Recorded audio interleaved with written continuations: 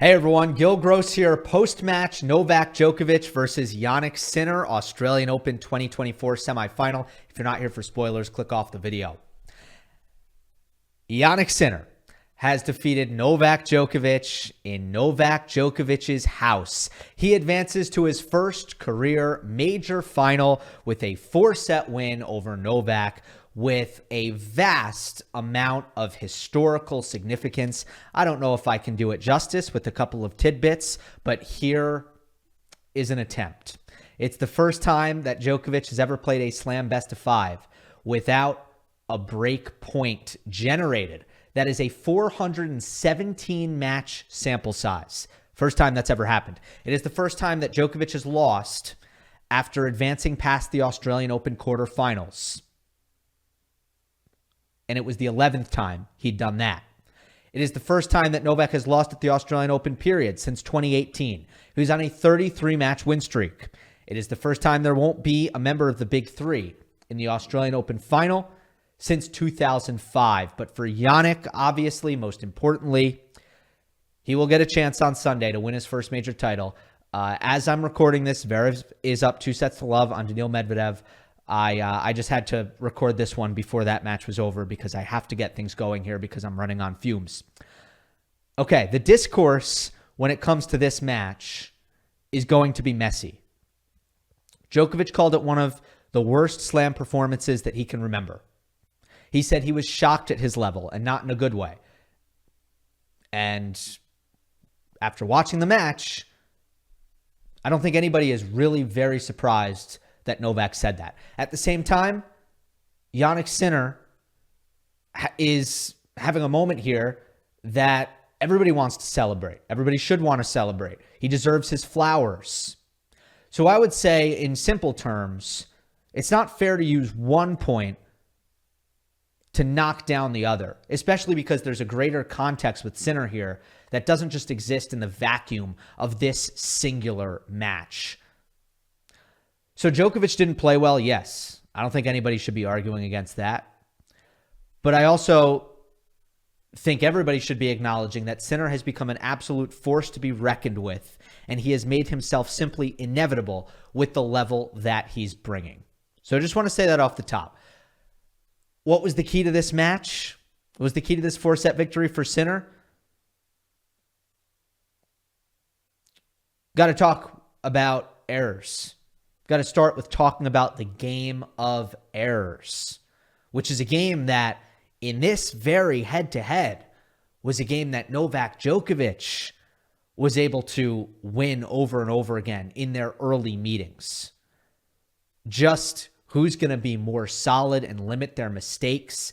And in this case, Jannik Sinner did that way better than Novak Djokovic. Now, unforced errors is a stat that I don't normally go to all that often, especially in a broader sense when I'm not being very specific about it. But when you look at Sinner, 24 unforced errors, Djokovic, 56 unforced errors, and you look at it in the head-to-head of this matchup, you pretty much know, if you were told that before the match, who won the match, because that is a massive disparity.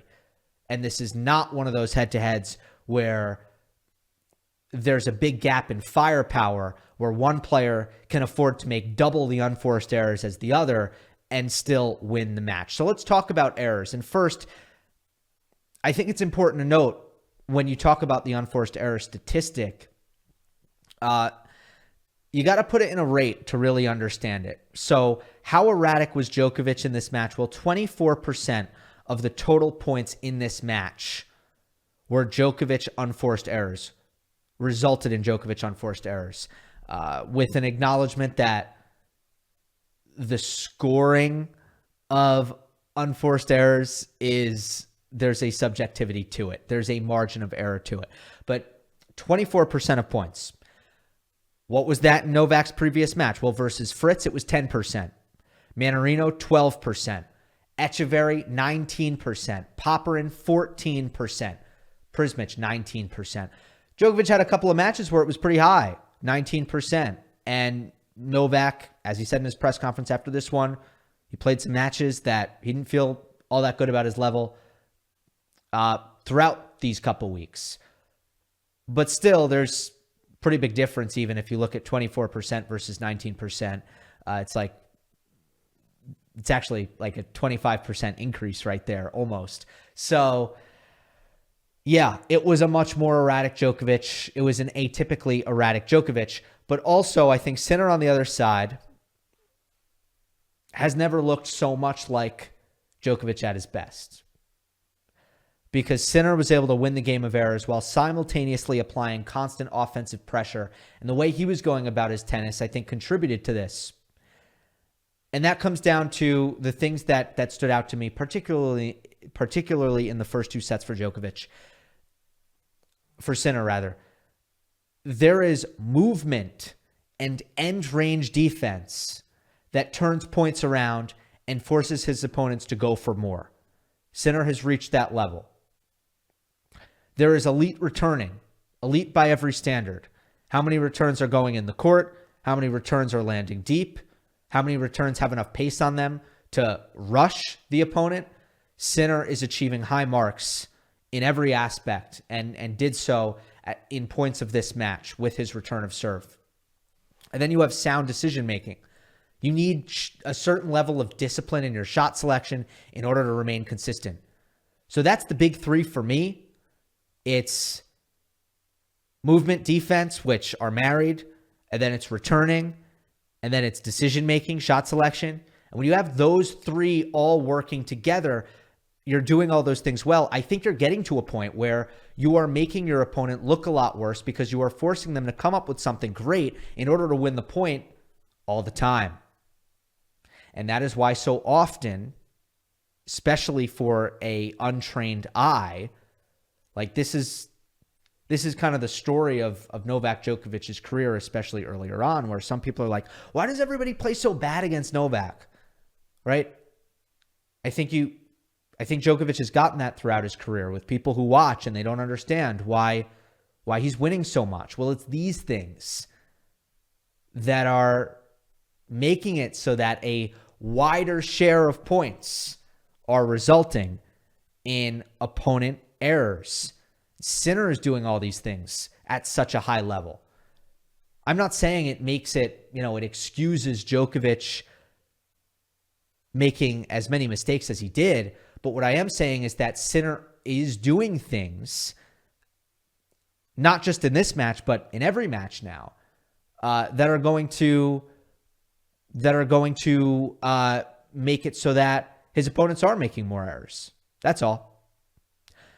So say what you want about Novak in those first two sets. It's also true that Sinner could not have done a much better job of asking questions every single point. But then there is the Novak Djokovic side of things, which is, all right, what the heck happened here? Why did Djokovic miss so much? Because I saw a lot of bad positioning.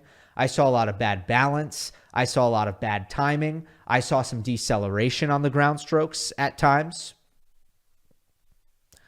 So what's with that?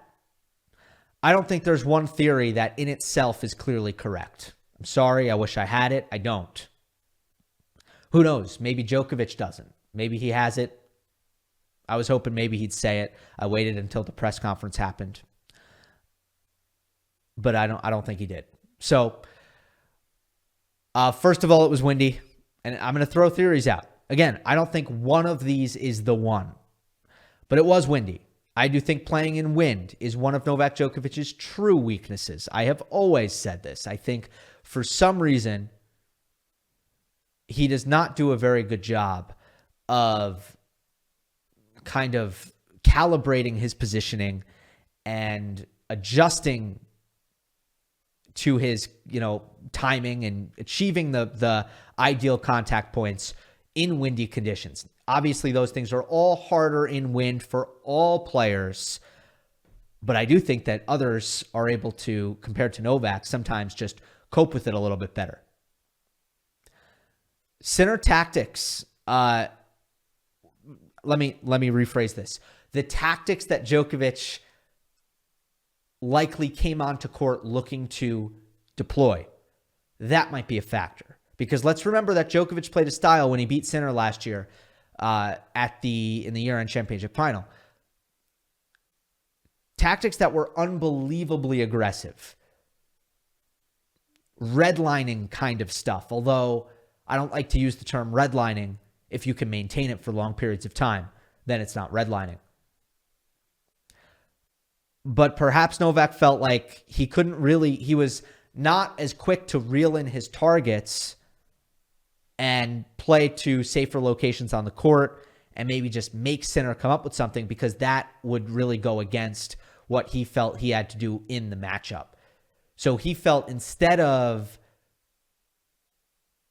adding safety, he felt he needed to just try to hit through his struggles and find the rhythm and the timing that he was looking for, and he didn't find it whatsoever for 2 sets. But I was, not often am I watching a Djokovic match and I'm thinking, does he need to bring in his targets here? Is he getting overly ambitious in terms of what he's trying to do? Does he need to play safer? It's very rare I'm watching Djokovic and I'm thinking these things, but throughout the first 2 sets, I was thinking those things. And maybe because of the game plan coming in, because what he was trying to do against Sinner, he was not as quick to make those adjustments. Okay, the third thing is that this was just an outlier performance, and that's that. Very clearly, in my opinion, his worst performance in a loss at a slam since Marco Cecchinato, which was Roland Garros 2018. But there was a kind of a longer-term pattern of struggles at that particular period. But I would just ask the question here, at what point are you due? That was 6 years ago, right? So at what point are you due to just have a stinker? How long can you go before you have a stinker? So that would be the third theory, is outlier performance. It happens over the course of a career. What also stood out, though, and this was the strangest thing about the performance from Novak, where was the emotional fire? I just wasn't seeing a Novak who was emotionally engaged, which was, by the way, now that I think about it, I mean, you can go back, watch the Marco Cecchinato match, you'll see the same thing. But there was no real outlet in which he let out a tremendous amount of frustration at any point. There was no bathroom break at the end of the second set. I found that strange. It's like, why wouldn't you go off court and take a second at that point? Or even after the first set, even though it would have been a little bit bizarre or maybe borderline ridiculous after the first set because not that much time had elapsed. And then even when there was success from Novak, the reactions were pretty tame, almost manufactured. So there was an emotional flatness for Djokovic, no doubt. Okay, now transitioning back to Sinner, and I'm done talking about the errors. I've talked about, I think, how Sinner has perfected or really reached a level of excellence in certain areas that create opponent errors. And also, there was a Djokovic aspect to this that I don't think can be fully explained. But moving on from all that, first of all, Sinner tactics. Here's what I'm noticing from how Sinner is playing Novak, going about playing Novak. I think he's going down the line on the backhand with an incredible frequency. I hit up my friends at Tennis Insights, and I wanted to look at some things. We did find that Sinner, in his 2 matches against Djokovic at the ATP Finals, was going down the line with his backhand 7% higher frequency than his average, his average across all of his matches against all opponents.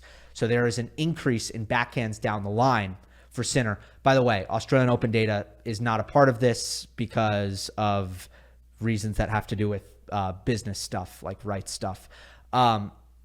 And then with the forehand, I don't think he's going down the line with it maybe like way more frequently against Novak, but I think when he's going cross, it usually has good width. He's willing to take pace off. He's willing to roll the ball a little bit. So what I'm not seeing in Sinner's baseline game, I'm not seeing a lot of cross court with pace through the baseline. I feel like that's the shot he's trying to avoid off of both wings. And I wonder if they've looked at Novak and decided, look, when you go cross court with pace through the baseline, he kills you with his own redirections. Here's another nugget that I noticed not that I noticed, but that I talked about with Tennis Insights. Djokovic, when he beat Sinner at the year-end championship final, compared to the round robin, Novak went down the line way more often on his forehand and his backhand. So I wonder if Darren Cahill and company and Vagnozzi are looking at it and they're thinking, how can we make it so that Novak is not delivering offensive redirections in the baseline patterns? What patterns can we find so that Djokovic isn't doing that because he's so good at it? And for me, it's we're going to go down the line with the backhand. So we're taking away Djokovic's backhand down the line as much as possible by beating him to the punch. And if we have to go down the middle with it, that's okay too. And then on the forehand, it's when we go cross, let's take some pace off and add some width and kind of roll it short angle. And that's going to take away Djokovic's redirect down the line more often than not. That's what I'm seeing. And then, I don't know, maybe I should have talked about this before I talked about the baseline tactics because it was more important and more evident when watching this match. But we got to talk about Sinner's serve versus Djokovic's return because that was a beatdown. Like that category of the match was a beatdown for Sinner. First 4 shots on Sinner's serve. So, in other words, if you look at 0 through 4 shot rallies on Sinner's serve, it was 56-4. So, in that 56, obviously you have free points, aces and service winners. Sinner only hit 9 aces, but he hit a lot of service winners. What does that tell you about where Novak's return was at? 33% of total serves unreturned for Sinner. That's a pretty healthy number. But on the +1 ball, he was unbelievably clinical. 12 finishes for Sinner, which is not a crazy number. But how about this? 0 unforced errors. Not once did Sinner hit Not once did Sinner hit a serve and then an unforced error on his next shot. But notably, the number that stands out in terms of the lopsidedness is you're saying, really? 4 sets were played. You're telling me 4 sets were played and Djokovic only won 4 points on return off of his return and then his first shot after his return? He only won 4 shots in that 0 through 4 range? Yeah. So one of those is a Sinner double fault. So that means only 3 times did Djokovic achieve enough damage with his return to win the point. It could be a lot of things, and I'll tell you how it played out. 2 times Djokovic won the point with a return outright. One was a winner, one was a forced error. That only happened twice in the match. And then once he hit a winner on the 4th ball of the rally. So return plus winner for Djokovic. So that's unbelievable. And the fact that Djokovic came up with basically 0 successful aggressive returns in this match speaks more to Sinner's second serve than his first serve. Because it's the second serve where Djokovic is usually going to make some hay in this category. And I got to say, Sinner is really pushing the envelope with his second serve. This is one of the main areas where I'm seeing the game evolve, big picture. And I think Sinner is at the forefront of it. He won 63% of his second serve points against Novak. That is unbelievable. That is the second best that anybody has ever done against Djokovic. I shouldn't say ever. Let me rephrase that. That is the second best that anybody has done in the last year against Djokovic. Only Casper Ruud, funny enough, in the Roland Garros final where Djokovic beat him easily. Only Casper Ruud has been better in that category. And let me go a step further with that. Djokovic has played 60 matches in the last year, and 10 times in those 60 matches have opponents been over 55% second serve points won. And 3 out of those 10 are Jannik Sinner. He's 3 in the top 9 for Sinner. So he has done it before. This was the best he's ever done, but over the course of their last 3 matches, one of the consistent themes is that Sinner, and the Davis Cup match is the one that wasn't in here, Sinner does really well protecting his second serve against Djokovic's return. So that's all for the match analysis. Let me give you some quick takeaways. Djokovic takeaway. Right now, I know earlier in the analysis I called this an outlier performance. And as long as it's an outlier in terms of performance and not a pattern or a trend, we should treat it as such. We should treat it as an outlier. Once there starts to become a trend, once there starts to become a pattern, that is when we should treat it like a trend or a pattern. That's all I'll say about Novak. And then for Sinner, the takeaway here, regardless of what happens on Sunday, he's tier 1, Jannik Sinner. And this to me cemented it. Not that it was this spectacular look. I mean, his win over Djokovic in the round robin was arguably a more impressive performance. I don't care. That's not what this is about.